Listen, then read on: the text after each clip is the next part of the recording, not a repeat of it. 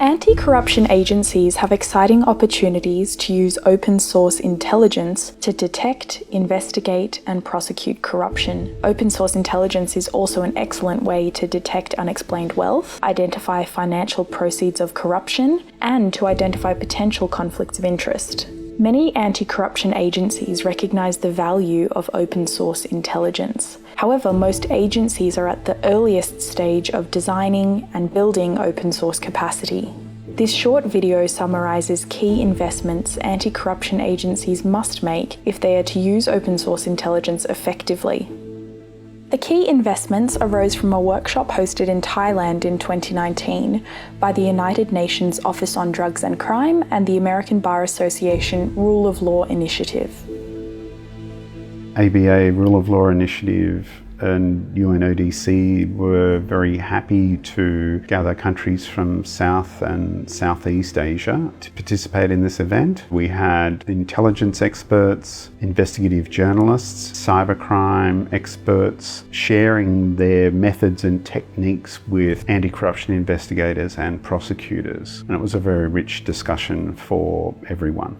We are happy to have 30 investigators from 9 countries in the room that not only learn about these new techniques, but really try to interact among themselves, how to cooperate better and how to learn from each other.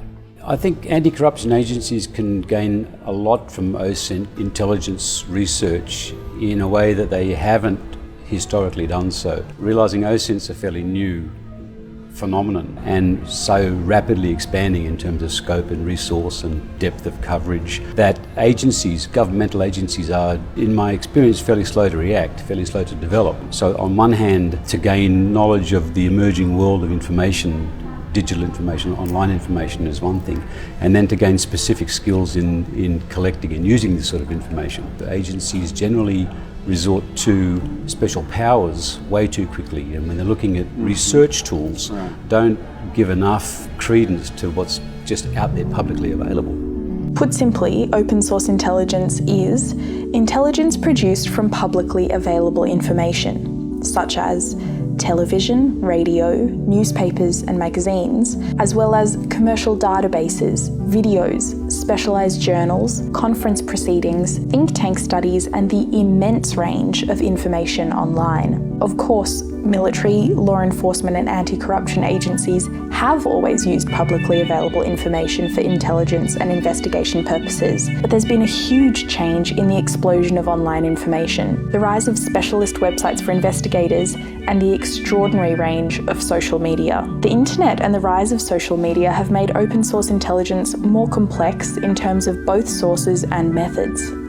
This transformation of open source intelligence is so significant that the RAND Corporation, a global policy think tank, argues it should be seen as a second generation of open source intelligence. The second generation of open source intelligence requires anti-corruption agencies to develop new knowledge, new skills, and new methods for information collection, storage, validation, analysis, and dissemination. I think there are 3 main advantages for anti-corruption agencies in using open source intelligence. The first is the ability to detect and investigate domestic corruption and also the transnational aspects of corruption. The second is much greater ability to understand where corruptly obtained assets may be hidden, so investigating the beneficial owners of those assets, the company structures and the people behind them. The third is the ability to detect wider networks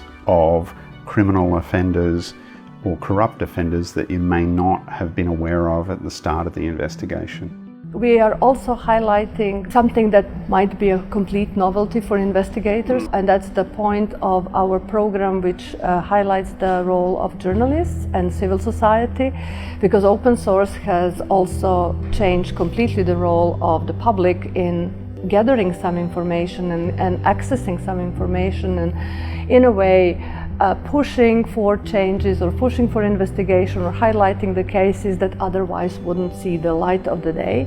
What I really want to kind of insist on is that we don't look at open source intelligence as a way of building an intelligence profile that's sort of biographical about a person. We're not looking to create an encyclopedia article about a person using information that we've harvested from the public domain. We're not training people to behave like secret police and sort of collect intelligence on any individuals they're interested in to build a profile. That's not what we're trying to do.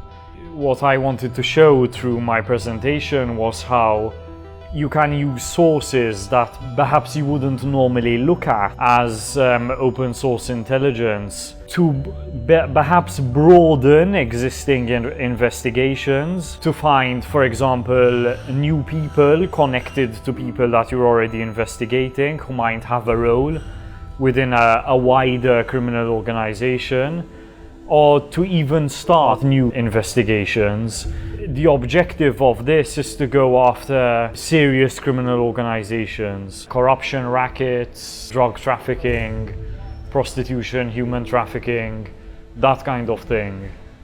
So a good intelligence product is one that has the aim specifically stated, the scope specifically stated, the collection plan based on that scope, and a report that is a synthesis of relevant information from that collection, with whatever tactical, strategic, or whatever conclusions they're based on which it's based. But it all hangs on knowing what you're collecting and why.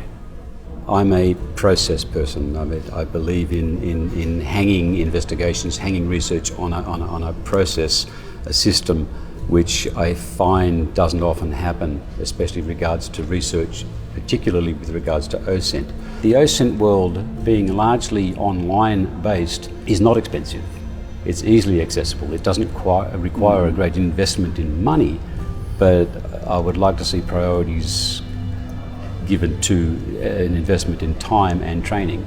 These guys in the corruption agency really need to have a lot of process focus to keep things under control, especially as investigations can go on for years. Teams can change, investigators can change, so without a process to hang it on, what often, and I've seen happen many times, is that dead ends are reached, massive amounts of time and resource are wasted, and investigations quickly lose focus.